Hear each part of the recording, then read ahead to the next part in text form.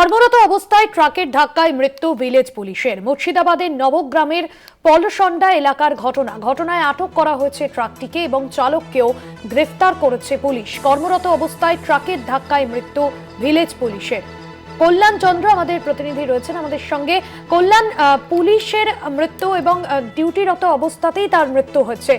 স্থানীয় মানুষজন কি জানাচ্ছেন, কিভাবে এই দুর্ঘটনা ঘটলো?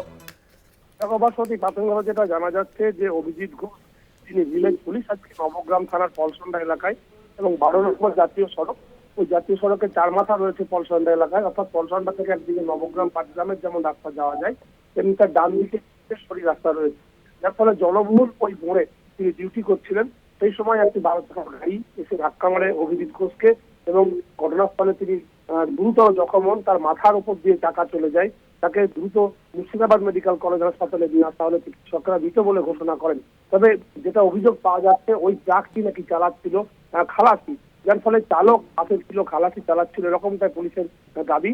এবং ট্রাক চালক এবং খালাসি দুজনকে গ্রেপ্তার করা হয়েছে, ট্রাকটিকে আটক করা হয়েছে।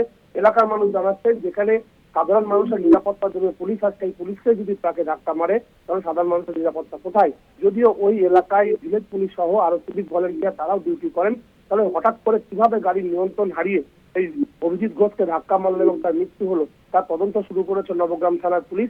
এলাকায় কিছুক্ষণ রাস্তা অবরুদ্ধ হয়ে পড়ে, যদিও সঙ্গে সঙ্গে নবগ্রাম থানার পুলিশ এবং স্থানীয় যারা মানুষজন ছিলেন এবং পুলিশ ছিল তারা তারা ট্রাফিক নিয়ন্ত্রণে আনেন, অর্থাৎ গাড়ি চলাচল স্বাভাবিক হয়। তবে ঘটনা এলাকায় শোকের ছায়া নেমে এসেছে। যেহেতু অভিজিৎ ঘোষের বাড়ি নবগ্রাম, সুতরাং স্বাভাবিকভাবেই সেখানকার মানুষরা ভেঙে পড়েছেন যে ডিউটিরত অবস্থা অর্থাৎ কর্তব্যরত অবস্থায় এই ভিলেজ পুলিশের মৃত্যু হওয়ায়। ঘটনা তদন্ত শুরু করেছে পুলিশ। মৃতদেহটি এখন বহরমপুর মর্গে পাঠানো হয়েছে। আজকে দুপুরে মৃতদেহটি ময়না তদন্তের পর পরিবারের হাতে তুলে দেওয়া হবে। রাষ্ট্রপতি, ধন্যবাদ জানাবো। কল্যাণ ছিলেন আমাদের প্রতিনিধি ফোন লাইনে। কর্মরত অবস্থায় ট্রাকের ধাক্কায় মৃত্যু ভিলেজ পুলিশের।